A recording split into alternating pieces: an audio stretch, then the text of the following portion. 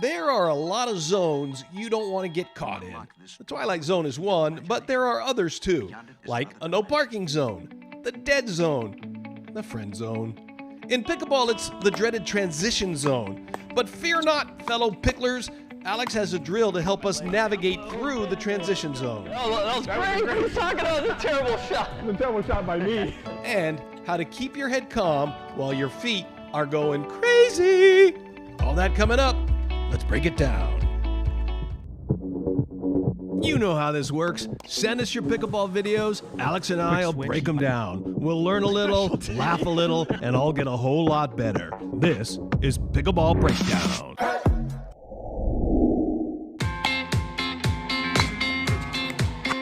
All right, let me get this set up for you from St. Charles, Illinois. We have Todd over there in the far court. He's in the bucket hat. And on the left-hand side on the far court, we have, oh, wait a minute, that's on the right-hand side is Dave. In the near court, over here on the right is Herm. And then over on the left, you're going to find Ken for now. You're going to find out he's also going to be all over this court.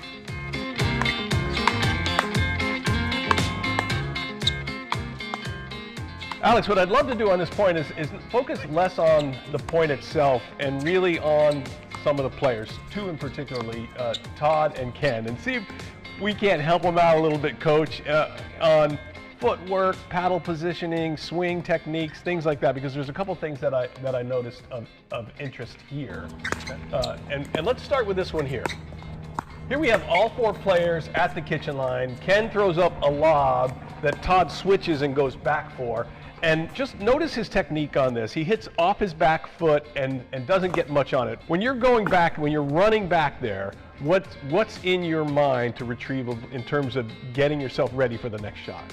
You want to go back farther than needed to hit the ball in order to get behind the ball and situated and be able to move into that next shot if possible. You always want to be moving forward and gaining ground rather than doing any kind of fadeaway. Pretty much any shot across the board in pickleball.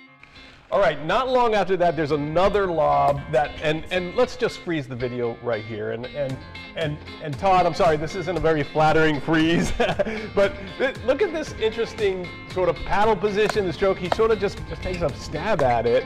I see people doing this from both sides, either the back stab or the forward stab, or trying to hit that over, what do you call it? Is it an overhead shot? What is it? It's almost like a hook shot you're talking about. Yeah, the hook shot, thanks. Sometimes you just got to get to the ball, you know, but here's the thing. Just because you can reach a ball doesn't mean that you should. So yes, I could probably get to a lob that's a really good lob and do that, but what's that leave me with? What's that leave me with on my next shot? Am I going to be out of position? Probably. Am I going to get a lot on that ball to force my opponent into a tough, less than ideal situation for them? Probably not. So there, I'm probably going to just exert the extra little bit of energy, circle around that ball if I can't get a good lick on it, and try to, regroup, reestablish the point.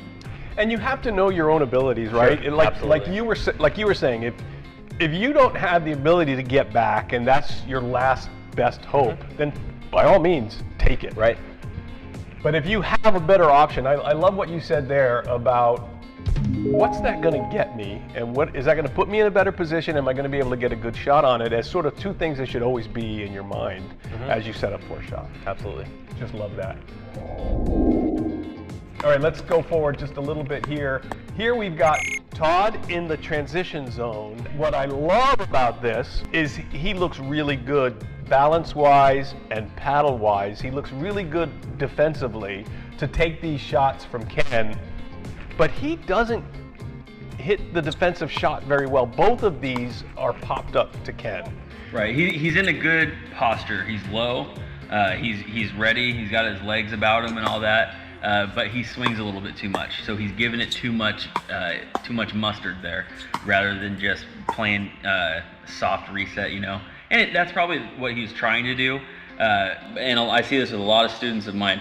They just simply overswing on a lot of shots, and it's really, we're talking several feet here. We don't need to hit it a quarter mile. You know what I mean? It's a small court.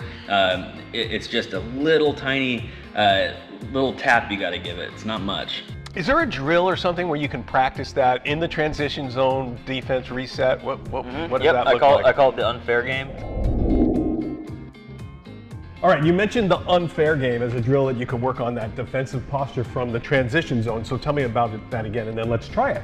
Okay, so what you're gonna do is you're gonna hit an abbreviated overhead from the kitchen line here.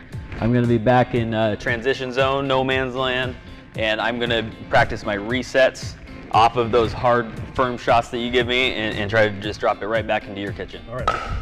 Oh, harder than that. All right, so I got my legs down low, and that was a terrible shot. Oh, that was great. What are you talking about? It was a terrible shot. It was a terrible shot by me. And then eventually what I would do is I'll get my good reset, and then I will follow that in, and we'll just continue to play out the point from there.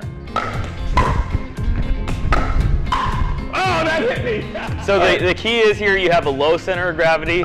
You're down, your paddle angle is down. This won't work if your paddle is up high, because then you're going to be doing what I call spearfishing.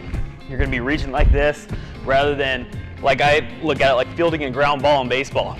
You want to field from the ground up, right? It just has just way more control, more touch to it, and there's just so much that can go wrong with doing that. You want to get low, get your paddle down, get your butt down, and come up with it.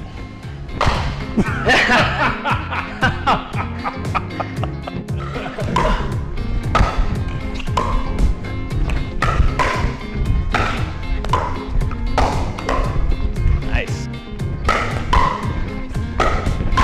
Oh my God. After that, it becomes the Ken show, and Ken does some really good work here, and I want to first of all say nice job, Ken, but then get your thoughts on a couple of these things here, and I'm just going to let this play, and then we could talk about each of those things. Ken has got some wheels. Ken has to go back on this lob shot, and he does a really good job of just dropping it in. So he's on the run to come back. He gets behind the ball, like you said, and then sets himself up and drops in a nice drop shot from the baseline. Then they come with a short shot that Ken's got to run in on. He's able to maintain his speed and then drop the ball back in. Then after a while, it happens again. Ken's got to chase a lob back, and he does. He gets another nice drop shot from the baseline, chasing a lob, and then he's got to run up again, and this time he's got enough control to lob over Dave and Todd, and that's where he gets the winner. So the thing that struck me with Ken's running about all over the place is, even as much as he was running around, he was able to know where he was on the court and maintain control of his paddle and get a good shot on it, not just once, not just twice, but 4 times. Yeah, that's great stuff. And it's about slowing your feet down. You know what? Like you're going to be moving, full steam ahead towards a shot, but being able to, we've talked about like the parachute landing and stuff like that before. You want to come in, slow your feet down, and really simplify things. People a lot of times don't account for their momentum, and it generates a pop-up. So yeah, good stuff there. You have more time than you think, and here Ken knows he has time, and he plays it beautifully. Perfectly executed there. I don't mind the lob, like he wasn't in control of the point there, and typically that's where I'm a fan of the lob, is when you're dictating the point. But he saw an opening and he was able to control the point. So basically, by having good control of his feet, he did neutralize the point all in one shot.